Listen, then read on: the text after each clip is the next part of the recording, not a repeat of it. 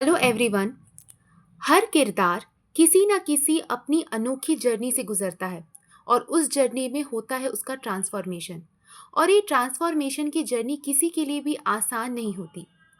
जो वो पहले था और इस जर्नी से होने के बाद जो वो आखिर में बनता है, उसके बीच की कहानी को ही, उस स्टोरी को ही हम सब सेलिब्रेट करते हैं। चाहे वो मूवीज़ में हो, मांगा में हो, नॉवेल्स में हो, हम सबको डिफरेंट स्टोरीज ही अच्छी लगती हैं। तो इसी तरह आज हम डिस्कस करने वाले हैं एक ऐसी नॉवल के बारे में जो बहुत ही अलग अलग राय रखती है। जितने लोगों ने भी इसे पढ़ा है, उनमें से कुछ लोगों को तो ये बहुत अच्छी लगी है और कुछ लोगों को ये नॉर्मल बुक लगी है। पर मेरा ये मानना है कि अगर आप इस जुलाई रेनी सीजन के समय में एक कोजी सी नॉवल पढ़ना चाहते हैं जो ज़्यादा बड़ी ना हो, एक नॉर्मल से पेजेस हो, दे हैव ऑलमोस्ट 224 पेजेस के आसपास, तो आसानी से आप इसे कंप्लीट कर पाओगे और बारिश का मज़ा भी ले पाओगे और चाय की चुस्कियाँ भी पी पाओगे।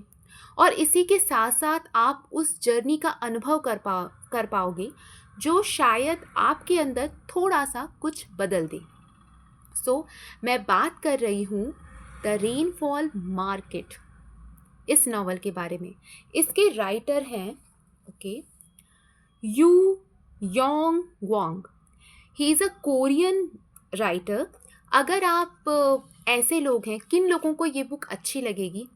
अगर आपको जापानीज़ बुक अच्छी लगती हैं, आपको कुछ कोज़ी रीडिंग अच्छी लगती है, तो आपको ये कहानी भी बहुत अच्छी लगेगी। लेकिन अगर आप उन लोगों में से हैं या उन राइटर्स में से हैं, सॉरी, उन रीडर्स में से हैं जिन्हें स्पेसिफिकली ऐसी बुक पसंद आती है जो सीरियस हो, तो शायद आपको ये बुक उतनी अच्छी ना लगे। लेकिन फिर भी मैं कहूँगी एक सिंपल रीड तो बनता है, वन टाइम रीड के लिए तो ज़रूर बनता है। Now what is the theme of this book? This book theme is healing fiction cosy novel. Okay, healing भी है, फिक्शनल भी है, कोजी भी है। अगर आप मैजिकल वर्ल्ड में बिलीव करते हैं तो ये बुक, मैंने कहा था ना, किरदार हमेशा एक जर्नी से होकर गुजरता है। तो इस नॉवल की जो मेन कैरेक्टर है वो है सिरीन। सिरीन की लाइफ के ऊपर ही ये बुक है। और उसकी जो जर्नी है उसकी जो ट्रांसफॉर्मेशन है फ्रॉम वन टू अनदर, वो ट्रांसफॉर्मेशन मैजिकल वर्ल्ड से होके गुजरती है। और हम सब जानते ही हैं, अगर आपने कभी भी जापानीज़ बुक पढ़ी है तो, कि उसमें कैट्स का कितना इम्पोर्टेंट रोल होता है। बहुत कम मैंने ऐसी बुक देखी होगी जापानीज़ बुक जिसमें कैट ना हो।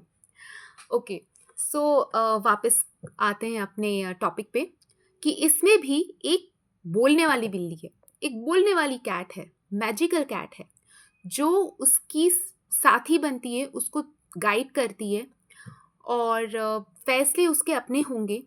अब ये उसकी अपनी चॉइस है कि वो किस चीज़ को चॉइस करती है। अब मैं यहाँ से एक समरी बता रही हूँ, जो एक छोटी सी समरी है। अगर आप स्पॉइलर नहीं चाहते हैं तो इसको आप स्किप कर सकते हैं।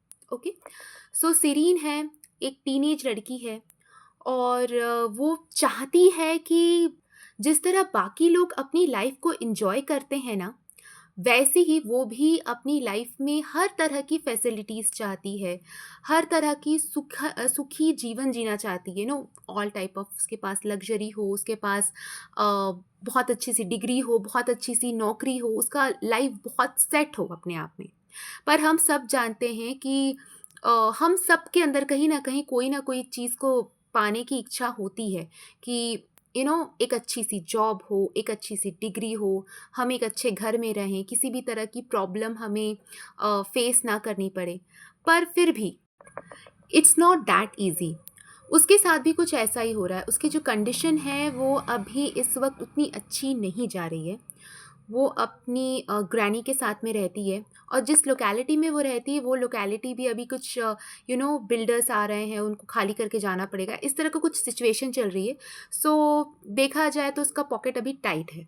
वो एक बच्ची है और टीनेज है, और वो उसके भी लाइफ में बहुत अच्छे सपने हैं, एक बड़ा इंसान बनने के, एक अच्छी लाइफ जीने के, डिग्री पाने के, अच्छी नौकरी करने के। पर सबको हर चीज़ इतनी आसानी से नहीं मिलती, पर हम सब लोगों ने ये सपने देखे हैं। अचानक से उसके लाइफ में एक बदलाव होता है, और वो बदलाव होता है कि उसे पता चलता है कि एक रेनफॉल सीजन में एक मार्केट ओपन होता है। उस मार्केट में वो एक जादुई मार्केट है, और उस मार्केट में शायद उसे अपनी प्रॉब्लम्स का सॉल्यूशन मिल सकता है। सो उसे टिकट मिलती है, और उसे वो टिकट मिलने का भी एक पर्टिकुलर प्रोसेस होता है। लोग कहते हैं कि अगर आपको अपने सवालों का जवाब चाहिए या आप कुछ चाहते हैं, तो आप अपनी प्रॉब्लम्स को लिख के दीजिए।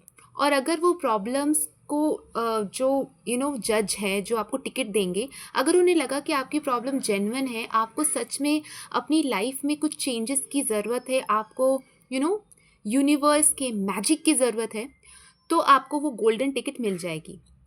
और ये गोल्डन टिकट जब वो एक लेटर पोस्ट ऑफिस में पोस्ट बॉक्स में डाल देती है, अपनी प्रॉब्लम्स लेके कि ये प्रॉब्लम्स है मेरी, जो आर्थिक स्थिति है वो अच्छी नहीं है, ये वो जो भी उसके सपने, और उसको एक गोल्डन टिकट मिलती है।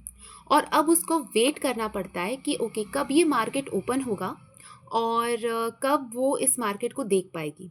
और ये जो मार्केट है, ये स्पेशली रेनी सीज़न में ही, जब बारिश पहली बार शुरू हो जाती है और जब तक बारिश का सीज़न रहता है, तभी के समय ये मार्केट ओपन होता है। सो वो भी गोल्डन टिकट हाथ में लेके तैयार होती है कि ओके, बारिश स्टार्ट हो गई है, और देखते हैं इस मैजिकल रेनफॉल मार्केट में आखिर क्या है। तो जैसे ही वो अंदर जाती है ना, उसे मिलती है या उसे दी जाती है, सलाहकार आप बोल लो या सारथी बोल लो, एक कैट, एक magical cat, a talking cat, जो उसकी मदद करती है। और इसके साथ साथ वो अलग अलग शॉप्स में जाती है। हाँ, लेकिन इसके साथ साथ एक शर्त भी है कि उसको 7 डेज़ के अंदर अंदर अपने आप के लिए एक अच्छी और बेहतर लाइफ चूज़ करनी है, जिस लाइफ में वो रहना चाहती है या जिस लाइफ को वो जीना चाहती है। अगर इन 7 डेज़ के अंदर अंदर वो उस लाइफ को चूज़ नहीं कर पाएगी, तो वो इसी रेनफॉल मार्केट के अंदर कैद होके रह जाएगी। सो इट्स चैलेंज कि उसको कुछ भी करना है, उसके पास में गोल्डन टिकट है। उस गोल्डन टिकट की एक खासियत होती है कि वो एक से ज़्यादा लाइफ को जी कर देख सकती है, और एक तरह से उसे उसको जो लाइफ अच्छी लगेगी, वो एक्चुअल में उसकी परमानेंट लाइफ बन जाएगी। और जो उसकी ये लाइफ है जो अभी जी रही है, जिसमें उसको प्रॉब्लम्स फेस करनी पड़ रही है, इससे वो स्वैप्ड हो जाएगी। मतलब वो इस लाइफ को छोड़ के वो जो अच्छी वाली लाइफ जो उसने पसंद करी है, उसमें वो जी पाएगी। सो ऐसा करते करते अब उसके पास में 7 दिन है, क्योंकि उसके पास गोल्डन टिकट है। बाकी लोगों को शायद सिर्फ एक टर्म मिलता है कि उनको अब एक बार में ही अपना लाइफ को चूज़ करना होता है। लेकिन क्योंकि इसकी प्रॉब्लम्स इतनी ज़्यादा थी, इसने अपने जो लेटर में जो जेन्युइनली अपनी प्रॉब्लम्स को शेयर किया था, तो उससे जो गोल्डन टिकट मिला था, तो सीरीन हैज़ अ चांस कि वो एक से ज़्यादा लाइफ को एक्सपीरियंस कर सकती है। Okay, nice. अब शुरू होती है जर्नी। और इस जर्नी में ना, जब वो अलग अलग अलग अलग शॉप्स बनी हुई हैं, अलग अलग तरीके की शॉप्स हैं। अगर आप बोलोगे तो मैं ऐसे स्पेसिफिकली बोल सकती हूँ, उसे हम स्पेसिफिकली अलग तरीके से जानेंगे in some next video, if you demand और वांट। तो अब कहानी में आगे बढ़ते हैं। तो ऐसा करते करते वो अलग अलग शॉप्स में जाती है, और अलग अलग शॉप्स में होते हैं अलग अलग ग्लोब्स। और वो जो ग्लोब लाइक स्ट्रक्चर होते हैं, वो ग्लोब्स उसको जब मिलते हैं, तो उनके थ्रू वो अपनी लाइफ से ट्रांसफॉर्म होके जो भी लाइफ उसने चूज़ करी है ना, उसमें जाकर वो उसे जी कर देख सकती है। तो ऐसा होते होते वो पहली लाइफ को जीती है। फिर उसको समझ में आता है कि नहीं नहीं, ये लाइफ में तो ये प्रॉब्लम्स हैं, एक काम करते हैं, ये लाइफ सही नहीं होगी, वापस आ जाते हैं, किसी और दूसरी लाइफ में ट्राई करेंगे। तो वो उस दुकान से, उस शॉप से निकल जाती है। फिर वो अगेन दूसरी शॉप में जाती है, उससे वहाँ पे दूसरा ग्लोब मिलता है, और इसके बाद वो उस लाइफ को जीती है। फिर उसको लगता है कि नहीं, इसमें भी अपनी प्रॉब्लम्स होती हैं, और ऐसा कर कर के जब वो ट्राई एंड टेस्ट करती रहती है, लास्ट में जाके जो हम कहते हैं ना दी जर्नी, तो इस जो दी जर्नी के आखिर में जो उसे मेन समझ में आती है चीज़ें कि जो उसकी लाइफ में जो वो लाइफ जी रही है ना, that will be the best. बाकी जितनी भी लाइफ उसने सोची थी, वो सारी लाइफ्स में उसको जो वो चाहती थी वो तो मिल ही रहा है, पर उसने कभी इमेजिन नहीं किया था कि उस सारे जीवन में, उस सारी लाइफ्स में अपने खुद के स्ट्रगल होते हैं। जैसे कि चलो अब मैं यहाँ से एक स्ट्रिक्टली कह रही हूँ कि अगर आपको बुक पढ़ना है तो इसके बाद का जो कंटिन्यू वीडियो होगा वो आपको स्किप कर देना चाहिए, क्योंकि उसमें स्पॉयलर्स होंगे। ओके, सो मैं नहीं चाहती कि आपको किसी भी तरह की प्रॉब्लम हो, इसलिए मैंने कुछ नोट्स बना के रखे हैं। एक्चुअल में ये मेरी आदत है कि कभी भी मैं बुक या नॉवल को पढ़ती हूँ तो उसकी कुछ की पॉइंट्स और कुछ चीज़ों को मैं लिख लेती हूँ, ताकि मुझे बार बार बुक को गो थ्रू ना करना पड़े। ओके ओके, तो हम बात करते हैं पहली शॉप की जिसमें वो जाती है। वो होती है हेयर सलून शॉप, और इसमें होते हैं बहुत सारे डोकाबीज। डोकाबीज एक्चुअली इसमें बार बार ये टर्म यूज़ होगा, वो जितने भी मार्केट ऑफ शॉप्स में जाएगी वहाँ पे उन्हें डोकाबीज मिलेंगे। डोकाबीज मतलब शॉप के अंदर एक जो डेस्क में जो बैठे होते हैं, जिनका काम होता है देना, लाइफ एक्सचेंज करने के लिए जो ग्लोब देना है। और इन्हें कोरियन कल्चर में अगर आप जाओगे तो इन्हें गॉबलिन्स बोलते हैं। तो ये जो डोकाबी गॉबलिन्स होते हैं, इनका स्पेसिफिक कीजिए, ये ह्यूमंस जैसे ही दिखते हैं पर ह्यूमन से अलग होते हैं। और हर डोकाबी की अपनी अपनी कैरेक्टरिस्टिक्स होते हैं, और अपने अपनी शक्तियाँ होती हैं, पावर होती हैं, और उनके अपने फीचर्स होते हैं, और वो अलग अलग चीज़ें आपको सिखाते हैं। कुछ अच्छे होते हैं, कुछ बुरे होते हैं, पर ज़्यादातर अच्छे होते हैं। ठीक है, ये ओवरऑल है इन कोरियन कल्चर, क्योंकि ये कोरियन बुक है। सो आपको प्रॉब्लम ना हो समझने के लिए। सो दे आर ऑल आर डोकाबीज। अब इन डोकाबीज का अपना अपना नाम है, ठीक है, और इनका अपना अपना चीज़ है जो समझ में उसको आएगा इन पर्टिकुलर शॉप। ओके, सो नहीं, पहली जो शॉप में वो जाती, मैंने लिख के रखा था इसलिए। पहली शॉप में वो जो जाती है वो होती है पॉन शॉप। पॉन शॉप मतलब जो पुराने सामान होते हैं ना, एंटीक पीसेस, तो वो एंटीक पीसेस वाली दुकान में जाती है। ओके, लोहा लंगड़ वाली दुकान है, बट लोहा लंगड़ नहीं, जहाँ पे एंटीक सामान मिलता है, पुराने सामान मिलते हैं, वहाँ पे वो जाती है। और वहाँ पे जो डोका भी है, सीरीन वहाँ पे ट्रेड करती है, मतलब अपना सामान एक्सचेंज करती है। वो अपने दुख के बदले, सौरों के बदले अपने गोल्डन ईयरिंग्स उसको वहाँ पे मिलते हैं। मतलब उसको एक गोल्डन ईयरिंग्स वो जो उनको वहाँ का डोका भी है वो देता है, और उससे कहता है कि तुम्हारे जितने भी दुख है ना वो तुम मुझे दे दो। तो it's a like a trade. पहली शॉप हो गई। उसके बाद में सेकंड वो जाती है इंफॉर्मेशन डेस्क पे, जहाँ पे उसको पता चलता है कि उसको 7 दिन दिए जाएंगे, और अब उसके जितने भी सॉरोज थे वो तो उन लोगों ने रख लिए। अब इन 7 दिनों में उसको अपने लिए एक पर्टिकुलर लाइफ चूज़ करनी है। अगर वो चूज़ कर पाई तो ठीक है, वो वहाँ अपनी उस लाइफ में जिसे उसने चूज़ किया है वहाँ पे वो बहुत अच्छे से रहेगी। पर अगर वो चूज़ नहीं कर पाई तो वो इसी दुनिया में, इस जादुई दुनिया में कैद हो जाएगी। ओके, अब इसके बाद वो जाती है पहली शॉप में, हेयर सैलून पे, जो मैंने पहले बात की थी। इसमें जो उसे डोका भी मिलता है वो उसका नाम होता है ईमा।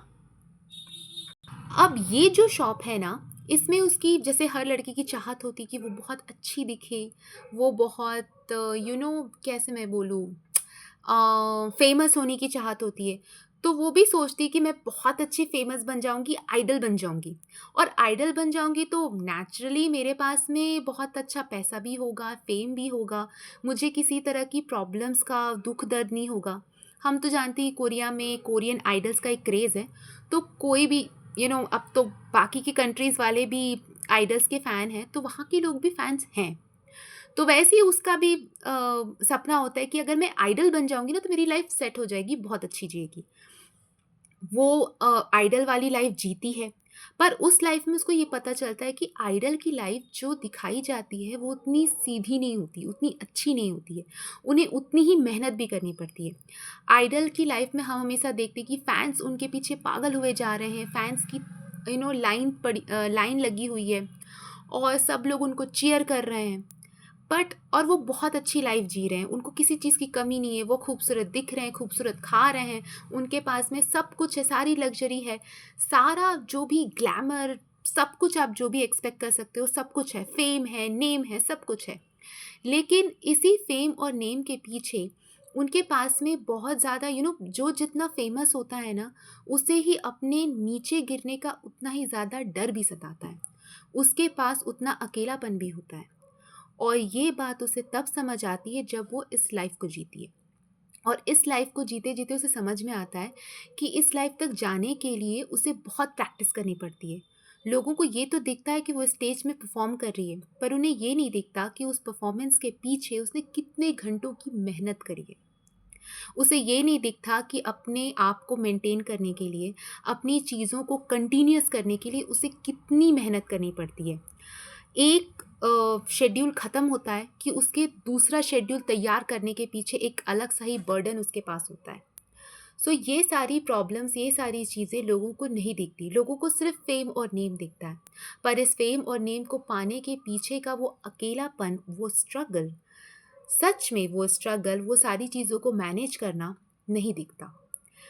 और जब वो इस लाइफ को जीती है and she understand that, then she realise कि ऐसे अकेली लाइफ में सब कुछ होकर भी शायद उसके पास बहुत कुछ नहीं रहेगा, और शी डिसाइड कि वो वापस आ जाएगी और कोई और लाइफ ट्राई करेगी। अब जो अगली शॉप में वो जाती है वो होती है बुक शॉप, जिसकी डोकाबी का नाम होता है माता। ओके।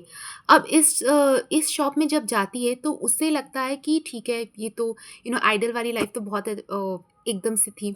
मैं एक काम करूँगी कि मैं बहुत पढ़ाई करूँगी, और बहुत पढ़ाई करके एक बहुत नाम कमा के बहुत अच्छी यूनिवर्सिटी में सिलेक्ट हो जाऊँगी, और उसके बाद मुझे बहुत अच्छा पैकेज मिलेगा, बहुत अच्छी नौकरी मिलेगी।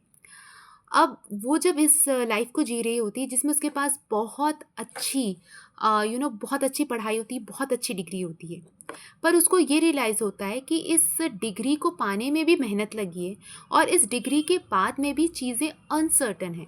बहुत सारी ऐसी खुशियाँ हैं जो उसे इस लाइफ में भी नहीं मिलती, और यहाँ उसे रियलाइज़ होता है कि जितने भी अलग लोग हैं उनका एक दूसरे की डेस्टिनी से कितना बड़ा कनेक्शन है, और किसी का एक फ़ैसला किसी दूसरे व्यक्ति के फ़ैसले को भी बदल सकता है। जैसे अगर उसने आइडल लेने के लिए सोची तो उससे उसके लाइफ और लोगों के बीच में क्या असर पड़ता है, इम्पैक्ट होता है।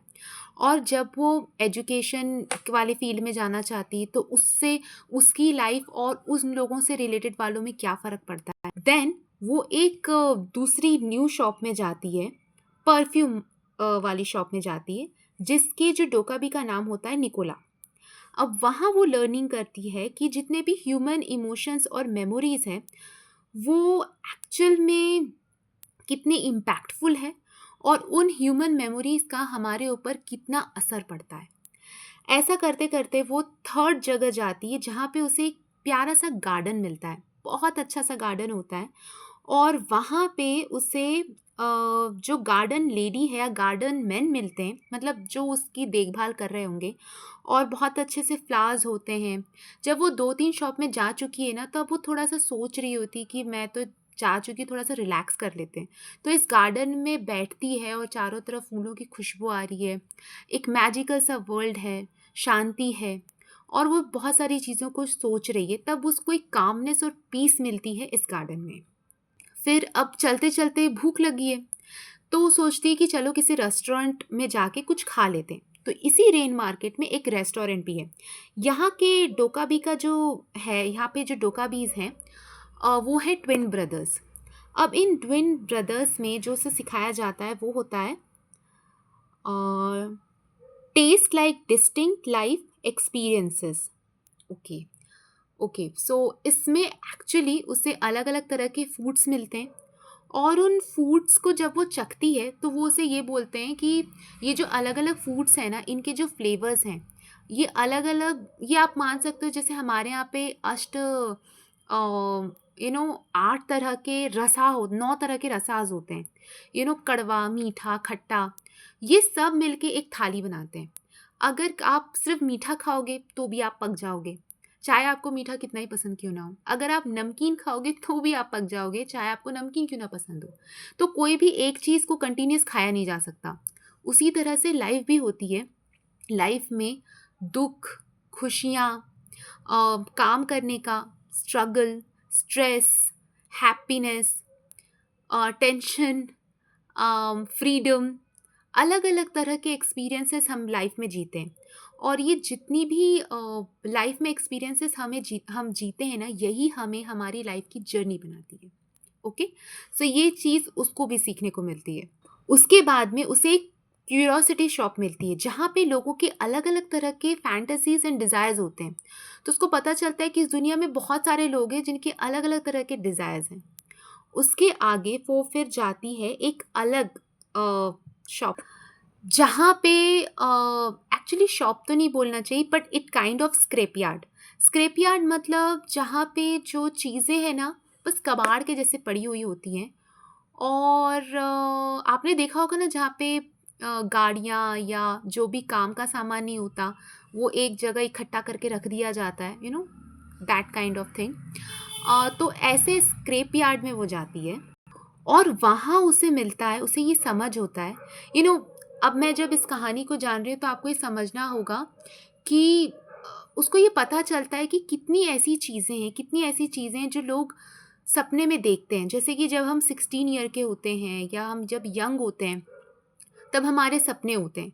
पर जैसे जैसे हम बड़े होते जाते हैं, हमें पता ही नहीं चलता कि लाइफ में आगे बढ़ते बढ़ते वो सपनों को कब हमने एक मेमोरी के बॉक्स में फेंक दिया। जैसे हम सब कुछ बनना चाहते थे, कुछ सीखना चाहते थे, कुछ भी हो सकता है। किसी चीज़ में आपको इंटरेस्ट था, पर दुनिया के जाल में या किसी भी प्रेशर में आके, या इसमें तो कोई चांस नहीं, इस फील्ड में तो आप कुछ बन नहीं सकते, इस तरीके से आपने अपने उस सपने को एक कोने में कहीं गाड़ के रख दिया, स्क्रैप यार्ड में रख दिया। वो सपना आज भी वहीं दबा हुआ है। आप चाहते तो थे, पर आप दुनिया के चंगुल में ऐसे फंसे कि आपने उस सपने को अपना मानना छोड़ दिया, पर वो आपके ज़हन से अभी भी नहीं गया है। जैसे कि कोई कुछ करना चाहता था, पर वो नौकरी के जंजाल में फंस गया, क्योंकि हर दिन की रोटी कमानी थी। तो ऐसे ही उसको भी ये रियलाइजेशन होता है। ये कुछ इस तरह है कि हम अपने बैक ऑफ मेमोरी में जाके ये देख रहे हैं कि क्या वो सपने थे, क्या वो डिज़ायर्स थी, क्या वो ड्रीम थे, क्या मेरे अंदर पोटेंशियल था, जिस पोटेंशियल को मैंने दरकिनार कर दिया और एक भेड़ चाल या रैट रेस में फंस गए। और हाँ, ये रियलाइजेशन सबको नहीं होता, बहुत लोगों को नहीं होता। इसके बाद में उसे रास्ते में मिलता है कसीनो, और वहाँ के जो गॉब्लिन होते हैं या डोका भी होते हैं, वो होते हैं ग्रोमन। ग्रोमन भी एक टाइप होगा डोका बीज का। और यहाँ कसीने में क्या होता है, जुआ खेला जाता है। तो यहाँ पे भी जुआ ही है एक तरह से। इस कसीनो में भी लोग रिस्क लेते हैं, और रिस्क लेके दाव पे लगाते हैं क्या, रिस्क लेके वो ये दांव पे लगाते हैं अपनी पुरानी उन मेमोरीज़ को जिनको वो दोबारा एक्सपीरियंस नहीं करना चाहते। हम सबकी लाइफ में कुछ बैड मेमोरीज़ होती हैं, जैसे कि कभी किसी ने कुछ कहा था, पर अब चाहते हो कि मैं इस चीज़ को भूल जाऊँ, मेरी लाइफ में से ये चीज़ हमेशा के लिए हट जाए, या मैं उस मेमोरी को हमेशा के लिए डिलीट करना चाहता हूँ या करना चाहती हूँ, ताकि मुझे एक क्लीन स्लेट मिले और उसकी जो दर्द है, उसका दुख जो है, वो मेरे दिमाग से हट जाए। ठीक है? तो ऐसी जो दर्द वाली मेमोरीज़ होती हैं, जैसे कभी किसी ने आपको कुछ बोल दिया और वो चीज़ आपको बहुत चुभ गई। आप चाहकर भी उसे वो चीज़ बोल नहीं सकते थे, पर वो मेमोरी आपको आज भी खाती है और कहीं न कहीं आपको अपने पोटेंशियल को छोड़ने को कहती है, अपने ड्रीम्स को फ़ॉलो ना करने को कहती है। तो इस अ, यहाँ पे आप जुआ लगाते हो, कि खेल खेलते हो कि इस मेमोरी को मुझसे ले लो, मुझे एक क्लीन स्लेट दे दो, ताकि मैं जो करना चाहती थी, जो मैं पोटेंशियल को यूज़ करना चाहती थी, मैं उसे वापस से यूज़ कर पाऊँ। It's actually like playing a game. इसके बाद में वो एक शॉप में जाते हैं जिसका नाम होता है डैंगॉन। ये एक एक ऐसी प्लेस है जहाँ पे आप मान लो जैसे पुराने मेले होते थे ना, तो मेलों में हमेशा एक जगह होती थी जहाँ पे लिखा होता था, यहाँ पे आप जाओगे तो आपको डर लगेगा, हॉरिफाइंग प्लेसेस। यहाँ पे आपको टिकट लेके जाना है और यहाँ पे जब आप एक्सपीरियंस करोगे तो आपको अपने डर का सामना करना पड़ेगा। तो ये भी कुछ ऐसी ही जगह है, इसका नाम है डोंगयॉन। ओके। तो इस डोंगयॉन प्लेस में जब वो एंटर करती है तो वहाँ पे लोग जाते हैं अपने डर का सामना करने के लिए। बहुत सारे लोगों के पास में बहुत सारी ऐसी मेमोरीज होती हैं जो फियर्स होते हैं जो उनको डराते हैं। फियर्स आपके दिमाग में बहुत पहले से हो सकते हैं, मतलब किसी को पानी से डर लगता है, किसी को किसी और चीज़ से डर लगता है, बहुत सारे तरह के फोबियाज़ होते हैं या भय होते हैं हमारे अंतर्मन के। तो आप इसे बोल सकते हो कि ये एक ऐसी गुफा है जहाँ पे आप हॉरर एक्सपीरियंस करते हो अपनी ही खुद की मेमोरीज़ का, so you can recover it. Okay. जैसे किसी लोगों को कीड़ों से डर होता है, मुझे अचानक से ये चीज़ याद आई। खतरों के खिलाड़ी में जैसे खतरों के खिलाड़ी शो आता था तो उसमें कीड़ों का सामना, मतलब आपको लिटा दिया जाता है, आपके पास में बहुत सारे इंसेक्ट्स डाले जाते हैं, तो जिनको फियर है इंसेक्ट्स का वो तो फोबिक हैं उस चीज़ के, तो उनको तो बहुत डर लगेगा, पर जो इसका सामना कर पाए। तो कुछ कुछ ऐसा ही जिसको अलग अलग चीज़ों का डर होता है, भय होता है। जैसे कई बार ना हमें पता होता है कि ये हमारे अंदर सामर्थ्य है, हम ये चीज़ कर सकते हैं, बट फिर भी डर के कारण कि फेल हो गया तो कोई चीज़ काम नहीं करी तो मैंने ये रिस्क लिया पर ये रिस्क काम नहीं किया तो क्या होगा, कल का क्या होगा। Every people in this world are not following their dreams and not having complete their potential, not experience their complete potential to that work what they like is just because of fear. तो यहाँ उसी fear का सामना करने के लिए लोग जा रहे हैं। अब यहाँ पे एक और आता है मधुशाला। ओके। सो सब लोग समझ गए होंगे, it's like a bar. So there was again she going from a मधुशाला जहाँ पे लोग चीज़ों को भूलने के लिए जाते हैं। इसको अगर मैं इस तरीके से समझाऊं कि जब लोगों को किसी चीज़ का डर भी होता है, कोई मेमोरी होती है जो पीछे फंसी हुई जिससे वो रिलीज़ नहीं हो पाए हैं, तो वो चाहते हैं कि यार मैं तो इससे सामना नहीं कर सकता, चलो मैं अपने आप को ही गुमशुदा कर देता हूँ। तो उससे मेमोरी तो इरेज़ नहीं होती, अगली सुबह जब आप उठते हो आपकी मेमोरी वही होती है, आपको वही दुख होता है, आपको वही पेन होता है। सो आपकी मेमोरी कहीं नहीं गई, आपका दुख कहीं नहीं गया, पर जो आपके अंदर आपने बस अपने आप को ना एक तरह से अपने ब्रेन को नम कर दिया, बेहोश कर दिया कि चल तू शांत हो जा, अभी मेरे को दर्द मत दे, अभी मेरे को शांत रहने दे। पर आपने कभी उस चीज़ को, उस घाव को हील नहीं किया।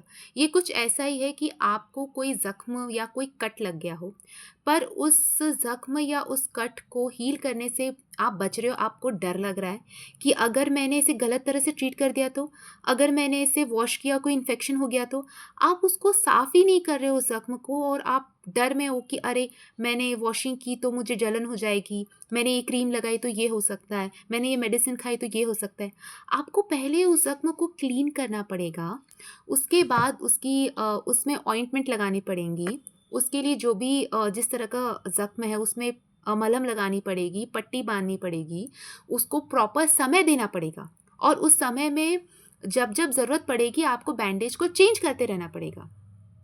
हम क्या करते हैं, उसको खरोच लेते हैं, उससे हमारी मेमोरी में वो चीज़ें और गहरी होती जाती हैं, गहरी होती जाती हैं, और आपको पता ही नहीं चलता कि वो चीज़ बड़ी या छोटी मैं नहीं कह रही हूँ, लेकिन वो चीज़ और गहरी होती जा रही है, जबकि आपको उस मेमोरी से, उस फीलिंग से बाहर आना था, उसमें डूबना नहीं था। और यहाँ पे उसी के बारे में है कि जब लोग इस मधुशाला में जाते हैं, तो यहाँ पे वो अपने आप को भुलाने के लिए जाते हैं, जबकि अगली सुबह वो कुछ भी नहीं भूलते और घाव वैसा का वैसा ही पड़ा रहता है। वो कभी ये रिस्क ले ही नहीं पाते कि उन्हें उस घाव को भरने देना है। निशान तो वहीं ज़रूर रहेगा, पर वो निशान आपको हमेशा ये रिमाइंड कराएगा कि आपने उसे हील तो किया है। इसके बाद वो आगे जाती है एक पेंट हाउस में। अब ये जो पेंट हाउस है ना, ये बहुत ही लग्ज़रियस है, जहाँ पे सब कुछ है। जो आप चाहो वो आप पा सकते हो।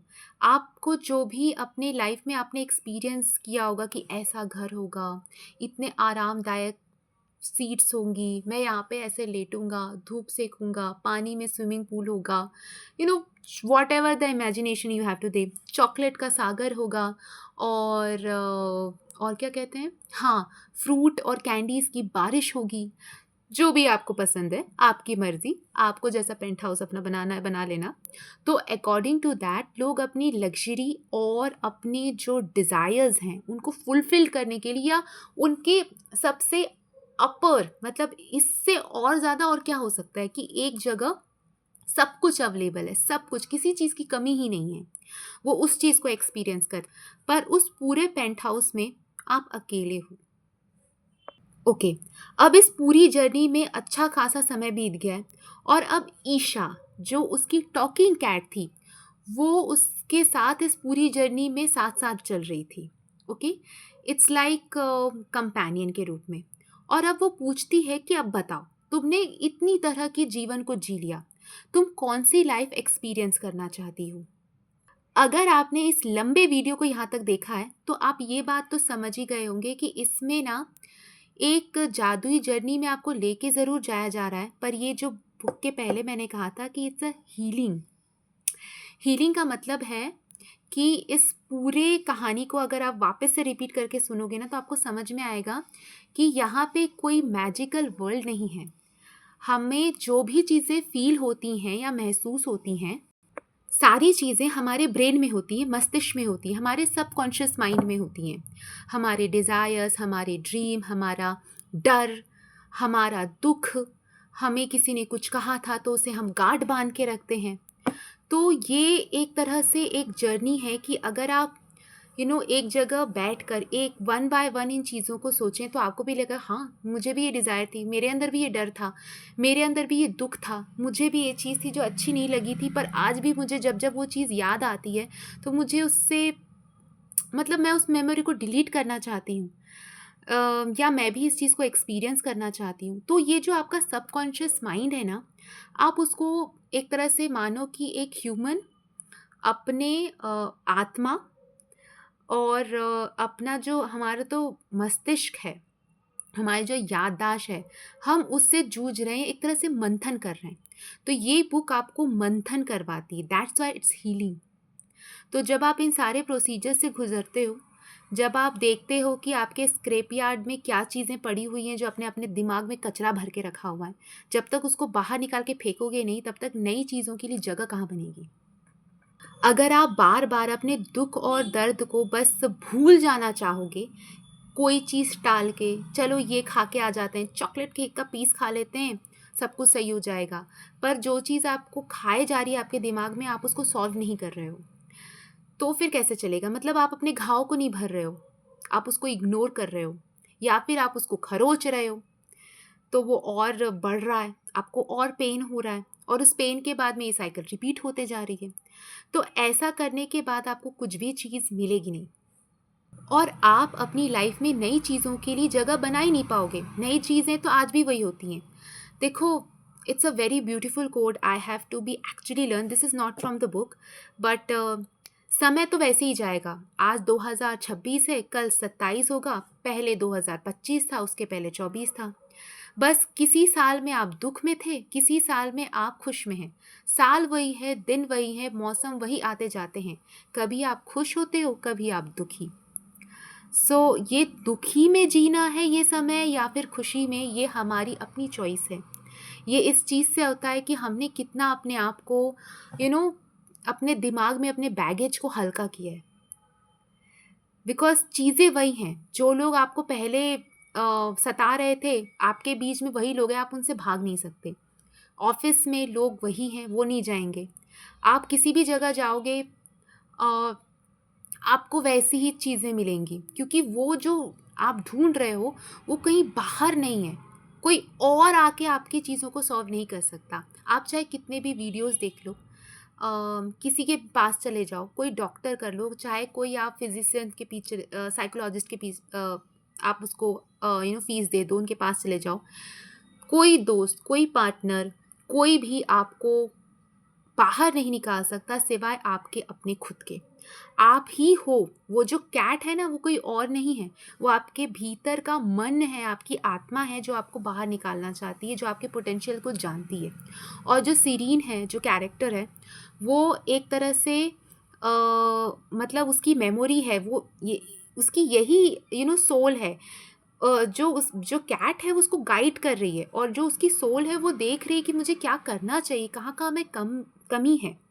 और ये जितनी भी शॉप्स हैं, ये कुछ और नहीं है, उसका दिमाग ही है, उसकी खुद की दिमाग में जब हम सोचते हैं, उसका खुद का मंथन है। तो ये पूरी जर्नी एक्चुअली उसका मंथन है, उसके दिमाग का मंथन है, उसकी आत्मा का मंथन है, जिसमें वो एक बेहतर पर्सन बन के निकलेगी। और इसलिए मुझे ये बुक अच्छी लगती है। हालाँकि लोग कुछ भी बोलें, I don't know they have in a deeper section वो जाके देख पाते हैं या नहीं। बट जब मैं इस चीज़ के ज़रिए सोच पाती हूँ, तो मुझे लगता है कि ये जितनी कोज़ी और अच्छी फर्स्ट रीड बुक है, बट उसी के साथ-साथ ये बहुत सारी चीज़ों के क्वेश्चंस हमारे दिमाग में लाती है कि हमें भी अपने आप को इस जर्नी से होकर गुज़रना चाहिए। किसी भी तितली को तितली बनने में समय लगता है, वो भी एक जर्नी से होकर गुज़रती है। पहले एक लार्वा होती है, फिर अपने आप को कोकून में बाँधती है, और उस कोकून में ही उसका ट्रांसफ़ॉर्मेशन होता है, और जब वो एक ब्यूटीफुल बटरफ्लाई बन के निकलती है। सो इसी तरह जो हमारी कैरेक्टर है सीरीन, ये भी अपने आप को एक ब्यूटीफुल फॉर्म में लाती है। In the last she decide कि जो उसने अपनी लाइफ में एक्सपीरियंस वो कर रही है, वो बहुत अच्छा है। कहते हैं ना कि हमें दूसरे की लाइफ हमेशा बहुत अट्रैक्टिव लगती है। The other grass is always we look like greener. But हम ये नहीं देखते कि हमारे खुद के गार्डन में कितने सुंदर फूल हैं, कितने अच्छे फल हैं। हमें हमेशा दूसरों की चीज़ें, दूसरों की लाइफ, वो उनके पास में तो कोई दुख नहीं है, उनके पास तो कोई सॉरो नहीं है, उनके पास फ़िक्र करने की कोई ज़रूरत ही नहीं है। मेरे पास कितनी सारे टेंशन्स हैं, परेशानियाँ हैं। पर जब हम उनकी लाइफ को एक्सपीरियंस करके देखेंगे, तब हमें पता चलेगा कि उनकी लाइफ भी उतनी आसान नहीं है। उनके अपने खुद के स्ट्रगल्स हैं, उनकी अपने लाइफ की खुद की परेशानियाँ हैं। लोग कहते हैं कि अरे यार, इसके पास ना बहुत अच्छी जॉब है, इसको किस चीज़ की ज़रूरत है, इसके पास में इसकी मम्मी पापा बहुत अच्छी पोस्ट में है, इसको काम करने की क्या ज़रूरत है। या फिर आपको बोल सकते हैं कि okay, they have a good degree, तो इसको तो ऐसे ही नौकरी मिल जाएगी। पर ऐसा नहीं होता है। लाइफ में बहुत सारी चीज़ों में जो आपको दिख रहा है, उसके अलावा उसके बहुत अलग पार्ट्स होंगे जिसमें may be they are lacking. और जो जितनी बड़ी पोस्ट में या जितने बड़े ओहदे में होता है, या जिस फेम गेम में होता है, उसकी प्रॉब्लम्स भी उतनी ज़्यादा होती हैं। उसे उन प्रॉब्लम्स का टेंशन भी उससे ज़्यादा होता है।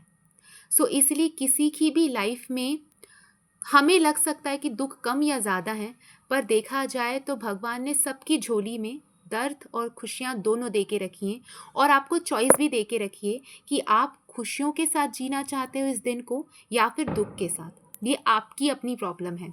दोनों ही केसेस में आप घुट-घुट के जियोगे। दिन तो 24 घंटे तो उतने ही हैं, सबके पास 7 दिन है, सबके पास 24 आवर्स हैं। पर आप खुश रहोगे तो खुशी से जियोगे, दुख रहोगे तो ये साल दुख में जाएगा। इसीलिए दुख से अच्छा है खुश में रहो। और end of the story she decided कि वो अपनी लाइफ में वापस जाएगी। वो जितने भी उसने लाइफ को एक्सपीरियंस किया है, उन्हें वो चूज़ नहीं करेगी। जैसे उसने एक एजुकेशन वाली लाइफ को जिया था, उसने बाकी अपनी एक फेम वाली लाइफ को जिया था, एक लग्जरी वाली लाइफ को जी थी। तो उसको ये रियलाइज़ हो गया कि हर चीज़ की अपनी एक कीमत होती है, अपनी कमी होती है। सो अभी जो वो लाइफ जी रही है, वो उसको जीना चाहती है, और उसी के साथ वो आगे बढ़ना चाहती है।